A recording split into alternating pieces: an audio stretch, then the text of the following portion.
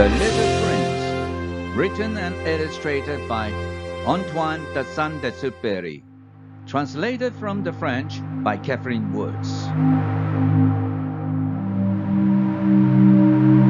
Chapter 25. Men, said the little prince, set out on their way in express trains, but they do not know what they are looking for. Then they rush about and get excited and turn round and round. And he added, it is not worth the trouble. The well that we had come to was not like the wells of the Sahara. The wells of the Sahara are mere holes stuck in the sand. This one was like a well in a village, but there was no village here, and I thought I must be dreaming. It is strange, I said to the little prince. Everything is ready for use. The pulley, the bucket, the rope. He laughed, touched the rope, and set the pulley to working, and the pulley moaned like an old weather vane, which the wind had long since forgotten. Do you hear? Said the little prince. We have wakened the well, and it is singing. I did not want him to tire himself with the rope. Leave it to me, I said. It is too heavy for you. I hoisted the bucket slowly to the edge of the well and set it there, happy, tired as I was, over my achievement. The song of the pulley was still in my ears, and I could see the sunlight shimmer in the still trembling water. I am thirsty for this water, said the little prince. Give me some of it to drink. And I understood what he had been looking for. I raised the bucket to his lips. He drank, his eyes closed. It was as sweet as some special festival treat. This water was indeed a different thing from ordinary nourishment. Its sweetness was born of the walk under the stars, the song of the pulley, the effort of my arms. It was good for the heart, like a present. When I was a little boy, the light of the Christmas tree, the music of the midnight mass, the tenderness of smiling faces used to make up so the radiance of the gifts I received. The man where you live, said the little prince, raised 5,000 roses in the same garden, and they do not find it what they are looking for. They do not find it, I replied. And yet, what they are looking for could be found in one single rose or in a little water. Yes, that is true, I said. And the little prince added, but the eyes are blind. One must look with the heart. I had drunk the water. I breathed easily. At sunrise, the sand is the color of honey, and that honey color was making me happy too. What brought me then this sense of grief? You must keep your promise, said the little prince softly, as he sat down beside me once more. What promise? You know, I must over my sheep. I am responsible for this flower. I took my rough drafts of drawings out of my pocket. The little prince looked them over and laughed as he said, Your baobabs, they look a little like cabbages. Oh, I have been so proud of my baobabs. Your fox, his ears look a little like horns, and they are too long. And he laughed again. You are not fair, little prince, I said. I don't know how to draw anything except boa constrictors from the outside and boa constrictors from the inside. Oh, that will be all right, he said. Children understand. So then, I made a pencil sketch of a mother, and as I gave it to him, my heart was torn. You have plans that I do not know about, I said. But he did not answer me. He said to me instead, You know, my descent to the earth. Tomorrow will be its anniversary. Then, after a silence, he went on. I came down very near here. And he flushed. And once again, without understanding why, I had a queer sense of sorrow. One question, however, occurred to me. Then, it was not by chance that on the morning when I first met you, a week ago, you were strolling along like that, all alone, 1,000 miles from any inhabited region? You were on your way back to the place where you landed? The little prince flushed again, and I added with some hesitancy, Perhaps it was because of the anniversary? The little prince flushed once more. He never answers questions, but when one flushes, does that not mean yes? Ah, I said to him, I am a little frightened. But he interrupted me. No, you must work. You must return to your engine. I will be waiting for you here. Come back tomorrow evening. But I was not assured. I remembered the fox. One runs the risk of whipping a little, if one lets himself be tamed. Chapter 26. Besides the well, there was the ruin of an old stone wall. When I came back from my work the next evening, I saw from some distance away my little prince sitting on top of a wall with his feet dangling, and I heard him say, Then you don't remember. This is not the exact spot. Another voice must have answered him, for he replied to it, Yes, yes, it is the right day, but this is not the place. I continued my walk towards the wall. At no time did I see or hear anyone. The little prince, however, replied once again, Exactly. You will see where my track begins, in the sand. You have nothing to do but wait for me there. I shall be there tonight. I was only 20 meters from the wall, and I still saw nothing. After a silence, the little prince spoke again. You have good poison? You are sure that it will not make me suffer too long? I stopped in my tracks, my heart torn asunder, but still I did not understand. Now go away, said the little prince. I want to get down from the wall. I dropped my eyes, then to the foot of the wall, and I leapt into the air. There before me, facing the little prince, was one of those yellow snakes that take just 30 seconds to bring your life to an end. Even as I was digging into my pocket to get out my revolver, I made a running step back. But, as the noise I made, the snake let himself flow easily across the sand like the dying spray of a fountain, and, in no apparent hurry, disappeared with a light metallic sound among the stones.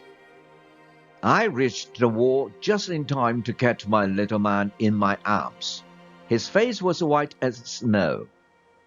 What does this mean? I demanded. Why are you talking with snakes? I had loosened the golden muffler that he always wore. I had moistened his temples, and had given him some water to drink. And now I did not dare ask him any more questions. He looked at me very gravely, and put his arms around my neck. I felt his heart beating like the heart of a dying bird, shot with someone's rifle. I am glad that you have found what was the matter with your engine," he said. "Now you can go back home." "How do you know about that?"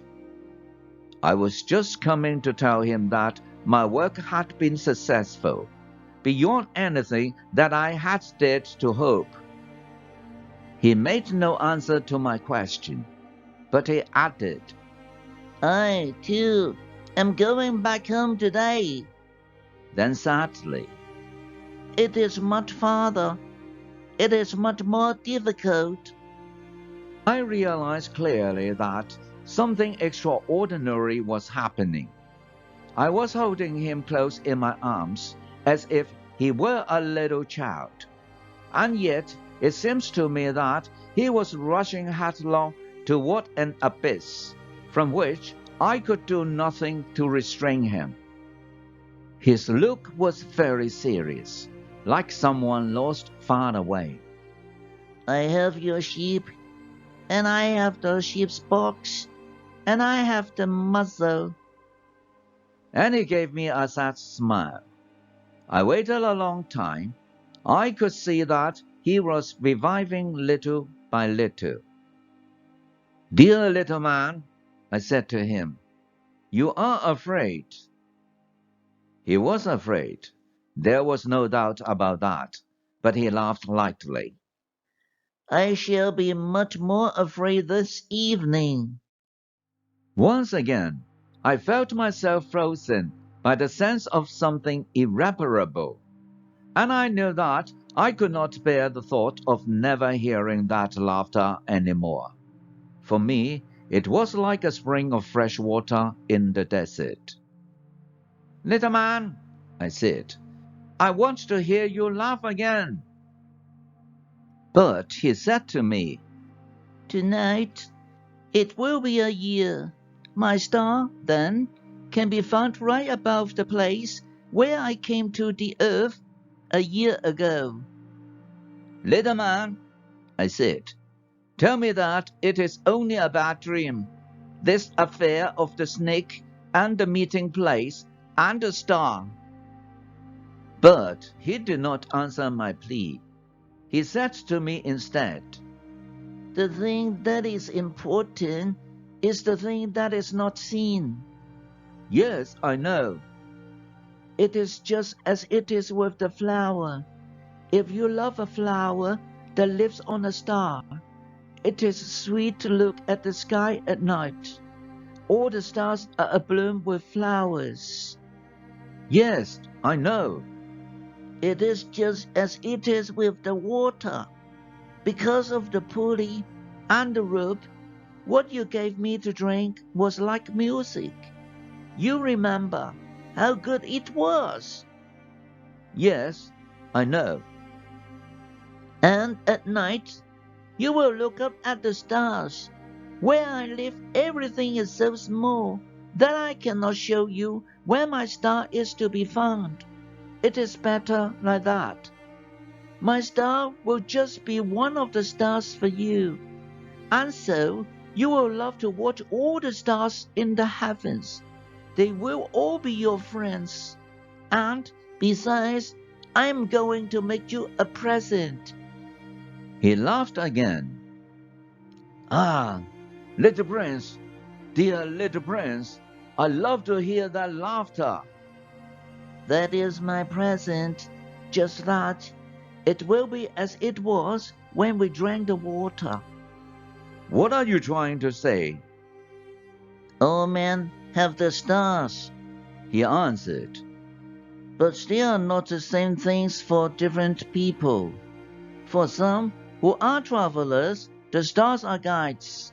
For others, they are no more than little light in the sky. For others who are scholars, they are problems. For my businessmen, they were wealth. But all these stars are silent. You alone, will have the stars as no one else has them." "What are you trying to say?" "In one of the stars, I shall be living. In one of them, I shall be laughing. And so, It will be as if all the stars were laughing. When you look at the sky at night, you, only you, will have stars that can laugh. And he laughed again. And when your sorrow is comforted, you will be content that you have known me. You will always be my friend. You will want to laugh with me. And you will sometimes open your window so for that pleasure. And your friends will be properly astonished to see you laughing as you look up at the sky. Then you will say to them, "Yes, the stars always make me laugh." And they will think you are crazy. It will be a very shabby trick that I shall have played on you. And he laughed again. It will be as if, in place of the stars, I had given you a great number of little bells that knew how to laugh. And he laughed again. Then he quickly became serious. Tonight, you know, do not come. I shall not leave you, I said. I shall look as if I were suffering. I shall look a little as I were dying. It is like that. Do not come to see that. It is not worth the trouble. I shall not leave you. But he was worried. I tell you, it is also because of the snake. He must not bite you. Snakes, they are malicious creatures. This one might bite you just for fun. I shall not leave you. But a thought came to reassure him. It is true that they have no more poison for a second bite. That night, I did not see him set out on his way. He got away from me without making a sound. When I succeeded in catching up with him, he was walking along with a quick and resolute step. He said to me merely, "Ah, you are there." And he took me by the hand, but he was still worrying. It was wrong of you to come. You will suffer. I shall look as if I were dead, and that will not be true. I said nothing. You understand? It is too far. I cannot carry this body with me. It is too heavy. I said nothing. But it will be like an old abandoned shell. There is nothing sad about old shells. I said nothing. He was a little discouraged, but he made one more effort. You know, it will be very nice. I too shall look at the stars. All the stars will be wells with a rusty pulley. All the stars will pour out fresh water for me to drink. I said nothing. That will be so amusing. You will have 500 million little bells, and I shall have 500 million springs of fresh water. And he too said nothing more, because he was crying. Here it is. Let me go on by myself. And he sat down, because he was afraid. Then he said again, You know, my flower, I am responsible for her, and she is so weak. She is so naive. She has 4 thorns of no use at all to protect herself against all the world. I too sat down, because I was not able to stand up any longer. There now, that is all. He still hesitated a little, then he got up. He took one step. I could not move. There was nothing but a flash of yellow, close to his ankle. He remained motionless for an instant. He did not cry out. He fell as gently as a tree falls. There was not even any sound because of the sand. Chapter 27. And now, 6 years have already gone by. I have never yet told this story. The companions who met me on my return were well content to see me alive. I was sad, but I told them, I am tired. Now, my sorrow is comforted a little. That is to say, not entirely. But I know that he did not go back to his planet, because I did not find his body at daybreak. It was not such a heavy body, and at night I love to listen to the stars. It is like 500 million little bells. But there is one extraordinary thing. When I drew the muzzle for the little prince, I forgot to add the leather strap to it. He will never have been able to fasten it on his ship. So now, I keep wondering what is happening on his planet. Perhaps the ship has eaten the flower. At one time, I say to myself, surely not.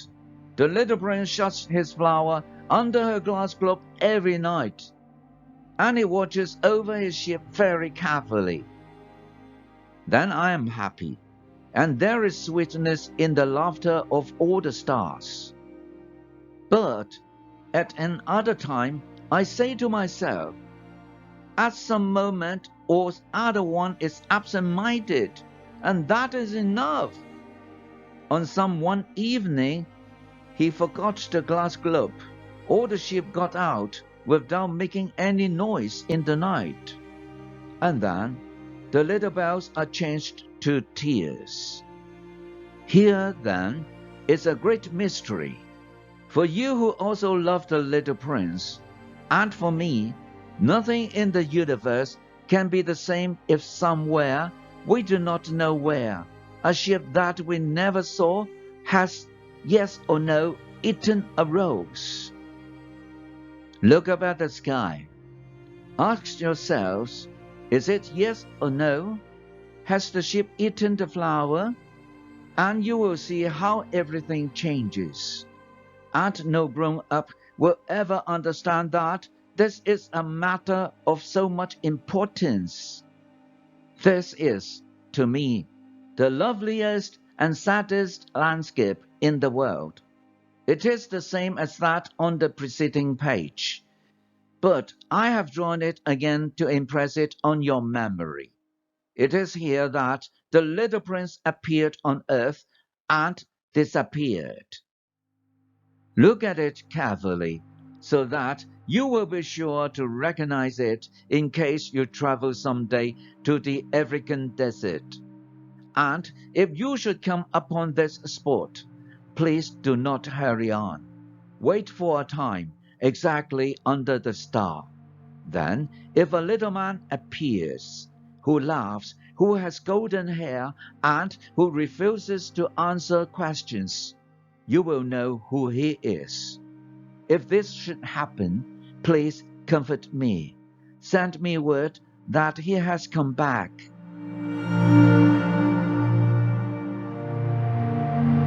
Thank you for watching. This is the end of the story. If you like this story, please like, share, and subscribe. By the way, there are many interesting stories on this channel. Don't forget to check it out. See you again.